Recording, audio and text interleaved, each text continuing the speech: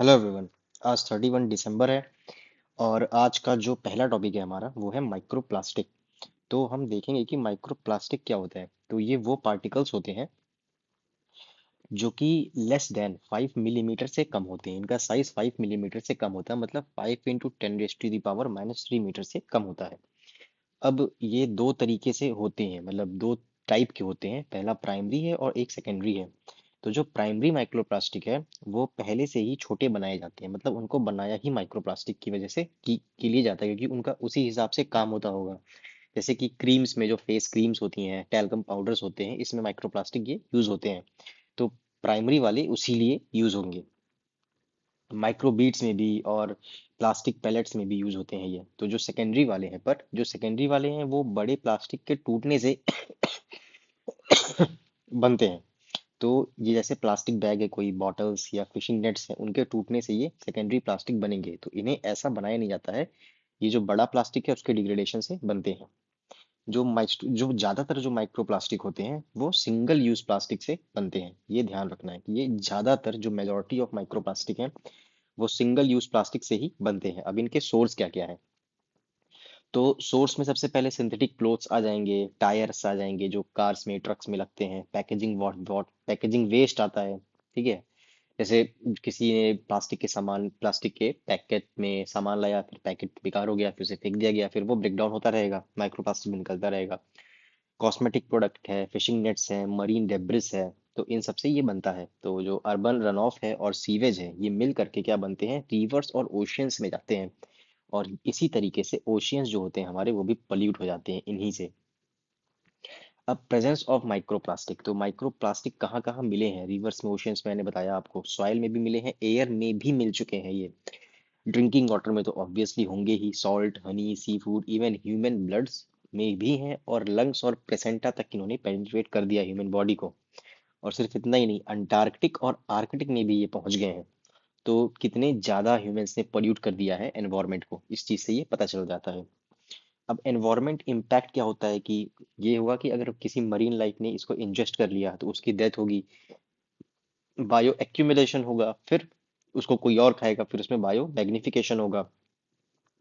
Disruption of aquatic food chain होगा। ये act as a carrier toxic chemical of heavy metals. मतलब ये career की तरह काम करते हैं, जो कि टॉक्सिक केमिकल्स और हैवी मेटल को कैरी करते हैं। ह्यूमन हेल्थ में हार्मोनल इम्बैलेंस आएगा, इन्फ्लेमेशंस आएंगे, कैंसर रिस्क भी बढ़ जाता है, और गट माइक्रोब्स को भी बहुत ही गलत तरीके से अफेक्ट करते हैं ये। अब कुछ ग्लोबल इनिशिएटिव्स हैं, जैसे इंडिया ने तो पहला क्या इनिशिएटिव लिया था कि सिंगल यूज प्लास्टिक को इंडिया ने 2022 में बैन कर दिया था। फिर प्लास्टिक वेस्ट मैनेजमेंट रूल 2016 में आया था, 2022 में ये अमेंड हुआ था। स्वच्छ भारत अभियान में हमने वेस्ट सेग्रीगेशन की बात की है कि गीला कचरा, सूखा कचरा, degradable waste, non degradable waste, इस टाइप से।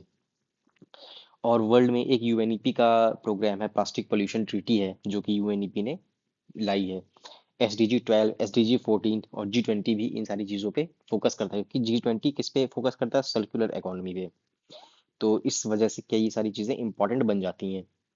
तो ये टॉपिक थी किससे, माइक्रो प्लास्टिक से। तो न्यूज़ में ये इसलिए थी क्योंकि कैलिफोर्निया की यूनिवर्सिटी ऑफ कैलिफोर्निया ने माउस पे कुछ रिसर्च की थी माइक्रो प्लास्टिक के ऊपर। तो उसने पाया था कि जो फीमेल ऑफस्प्रिंग होती है, अगर फादर, उस माउस का फादर माइक्रोप्लास्टिक से एक्सपोज्ड है, तो जो फीमेल ऑफस्प्रिंग है उसको डायबिटीज होगी। और जो मेल ऑफस्प्रिंग है उसको डायबिटीज नहीं होगी, पर बॉडी फैट में रिडक्शन देखने को मिलेगा उसके। और साथ ही साथ ये फीमेल जो ऑफस्प्रिंग होगी उसमें डिक्रीज्ड मसल मास भी देखने को मिलेगा।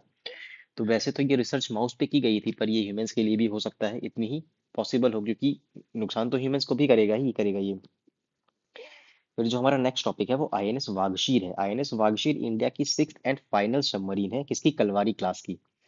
तो कलवारी क्लास की फाइनल सबमरीन है। अब इसकी डिटेल्स क्या है कि ये डीजल इलेक्ट्रिक सबमरीन है, कलवारी क्लास की है, मतलब स्कॉर्पियन क्लास की है। प्रोजेक्ट 75 के अंदर बनी है। मसगांव डॉक शिपयार्ड बिल्डर्स, जो कि मुंबई में है, उन्होंने बनाया है। टेक्नोलॉजी पार्टनर इसके कौन है, नेवल ग्रुप ऑफ फ्रांस। और ये वागशीर के ऊपर इसका नाम रखा गया है, जो कि एक डेडली सैंड फिश है, जो कि कहाँ मिलती है, इंडियन ओशियन में। फिर अब इसकी स्टेल्थ, ये एक्सट्रीमली लो नॉइज क्रिएट करती है, डिफिकल्ट टू डिटेक्ट है इसलिए। और diesel electric with advance stealth feature की का इसका यूज करके इसका प्रोपल्शन सिस्टम बनाया गया है। हैवी वेट टॉर्पिडोज ले सकती है और एंटी शिप मिसाइल्स को भी ये यूज करती है, और ये पानी के अंदर रह सकती है बहुत ही लंबे समय तक। तो इसीलिए इंडिया की स्ट्रेटेजिक इंपॉर्टेंस के लिए बहुत ही ज़्यादा यूजफुल हो जाती है, जैसे अंडर वाटर कॉम्बैट और इंडियन ओशियन के मिडिटरेंस के लिए इंडिया के लिए बहुत ही ज़्यादा काम हो जाती है, और इंडिया की नेवी को ब्लू वाटर नेवी बनाने में बहुत ही ज़्यादा हेल्प करती है ये। तो इसके अंदर और भी बहुत सारी सबमरीन्स थी जो इंडिया ने ले ली हैं। ये सारी कमीशन हो गई हैं। जो लास्ट थी वो आईएनएस वागशीर थी, जो इंडिया को अब मिल गई है। ये रही आईएनएस वागशीर। फिर अब हमारे पास जो अगला टॉपिक आता है वो है मैगलेव टेक्नोलॉजी। तो मैगलेव टेक्नोलॉजी क्या है? ये एक ट्रेन की टेक्नोलॉजी है। तो इसका फुल फॉर्म है मैग्नेटिक लेविटेशन सॉरी।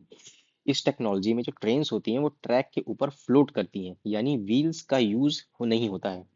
ट्रेन्स को पावरफुल मैग्नेट्स की मदद से हवा में उठाया जाता है और फ्रिक्शन ऑलमोस्ट जीरो होता है, इसलिए स्पीड बहुत ही ज्यादा हो जाती है इसकी।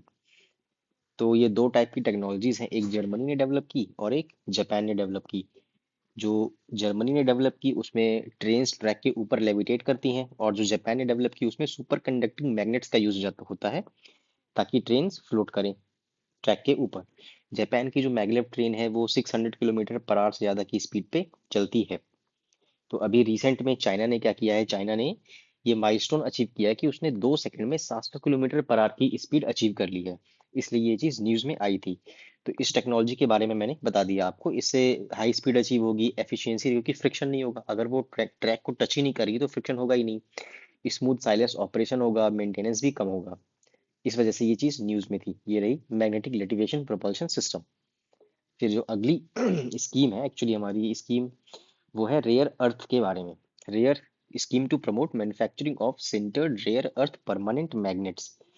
तो सबसे पहले हम देखेंगे कि रेयर अर्थ मिनरल्स क्या होते हैं। मैग्नेट्स के बारे में फिर हम बाद में देखेंगे, मतलब पहले देख लेते हैं कि रेयर अर्थ मिनरल्स हैं क्या। तो rare earth group of 17 metallic elements हैं, जिसमें 15 लैंथेनाइट्स हैं, स्कैंडियम है और यूट्रियम है। ये अपने नाम के जैसे, इनका नाम है रेयर अर्थ, पर ये रेयर नहीं होते हैं। क्यों? क्योंकि ये अबंडेंस में मिलते हैं, इनका कॉन्सेंट्रेशन अच्छा होता है, बस ये इकोनॉमिकली वायबल फॉर्म्स में नहीं मिलते, मतलब इनका एक्सट्रैक्शन बहुत ही ज़्यादा इजी नहीं होता है, इसीलिए इन्हें रेयर अर्थ कहते हैं। ये अबंडेंस में मिलते हैं, ये मैंने बता दिया है। तो अब इनके यूज डिफेंस में होते हैं, मिसाइल, रडार्स, स्टेल्थ टेक्नोलॉजी बनाने में। रिन्यूएबल एनर्जी में यूज होता है, विंड टर्बाइंस में, इलेक्ट्रिक व्हीकल्स में, मोटर्स में। इसलिए इनकी बहुत ज़्यादा यूज हो जाती है। और इंडिया ज़्यादातर अपने रेयर अर्थ एलिमेंट के लिए किस पे डिपेंडेंट है? चाइना पे डिपेंडेंट है। तो अब जो न्यूज़ में था कि रेयर अर्थ परमानेंट मैग्नेट्स, ये क्या होते हैं? ये एलॉयज होते हैं। किसके एलॉयज होते हैं? ये रेयर अर्थ के ही एलिमेंट्स के एलॉयज होते हैं, जिनको अदर एलिमेंट्स के साथ कंबाइन करके, जैसे आयरन या बोरॉन, इनके साथ कंबाइन करके बनाया जाता है। तो जो ये मैग्नेट्स होते हैं ये बहुत ही ज़्यादा क्या होते हैं? स्ट्रॉन्ग टाइप के मैग्नेट्स होते हैं। इनसे ज़्यादा स्ट्रॉन्ग मैग्नेट्स नहीं बन पाते हैं।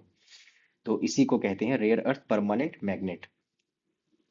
एक sintered rare earth permanent magnet है, इसमें एक टेक्नोलॉजी का यूज करते हैं जिसको सिंटरिंग प्रोसेस कहते हैं, जिसमें fine rare earth alloys powder को प्रेस करते हैं और हीट करते हैं उसके मेल्टिंग पॉइंट के नीचे, ताकि वो सॉलिड डेंस मैग्नेट बना ले। इसी टेक्नोलॉजी को इसी प्रोसेस को कहते हैं सिंटरिंग प्रोसेस। और इस प्रोसेस से जो मैग्नेट बनता है वो बहुत ही ज़्यादा अच्छा होता है, अच्छी क्वालिटी का होता है। जिसका एक एग्जांपल है नियोडिमियम मैग्नेट। जो ये हमारी स्कीम है इसका भी मेन फोकस यही रहेगा, नियोडिमियम मैग्नेट पे। और ये किस मिनिस्ट्री के अंदर आता है? मिनिस्ट्री ऑफ हैवी इंडस्ट्रीज के अंदर आता है ये। जो नेक्स्ट स्कीम है वो पीएम युवा है। अब पीएम युवा का फुल फॉर्म है prime ministers young authors mentorship scheme 3.0 है ये स्कीम मिनिस्ट्री ऑफ एजुकेशन ने लॉन्च की थी, जिसका एम है यंग राइटर्स को मेंटर करना और इंडियन थॉट को ग्लोबली प्रमोट करना। इसके 3 मेजर ऑब्जेक्टिव्स हैं, जैसे कि यंग राइटर्स को प्रोफेशनल मेंटरशिप देना, और young knowledge system and culture को प्रमोट करना, फिर इंडिया के फ्यूचर इंटेलेक्चुअल्स को तैयार करना। ये स्कीम डायरेक्टली एनईपी 2020 और एक भारत श्रेष्ठ भारत इनिशिएटिव से लिंक्ड है। एनईपी मतलब नेशनल एजुकेशन पॉलिसी, जो 2020 में आई थी। अब ये क्वेश्चन है कि इसमें अप्लाई कौन कर सकता है? तो इसमें अप्लाई कर सकते हैं वो लोग जिनकी एज 30 है या 30 से कम है, वो लोग अप्लाई कर सकते हैं। और इंडियन सिटीजन्स कर सकते हैं, सिलेक्शन होता है ऑल इंडिया कंटेस्ट के थ्रू। सिर्फ इंडियन सिटीजन्स ही कर सकते हैं। सेलेक्टेड कैंडिडेट्स को 6 महीने का मेंटरशिप मिलता है। अब इसकी थीम्स हैं कि contribution of Indian diaspora in nation building और Indian knowledge system, makers of modern India, ये सब टाइप की इसकी थीम है। इन्हीं टॉपिक्स पर जो राइटर्स हैं उन्हें बुक लिखनी होती है। 50,000 पर मंथ स्कॉलरशिप मिलती है 6 महीने के लिए। और बुक पब्लिकेशन कौन करता है? नेशनल बुक ट्रस्ट करता है। नेशनल और इंटरनेशनल एक्सपोजर भी दिया जाता है इनकी बुक्स को, और interaction with senior authors and mentors भी दिया जाता है ताकि ये उनसे भी कुछ सीख सकें। इम्प्लीमेंट कौन करता है? नेशनल बुक ट्रस्ट और मिनिस्ट्री ऑफ एजुकेशन इसे मिलकर के इम्प्लीमेंट करते हैं। तो ये था हमारी इसके बारे में, पीएम युवा स्कीम के बारे में, और आज के वीडियो में इतना ही है। Thank you.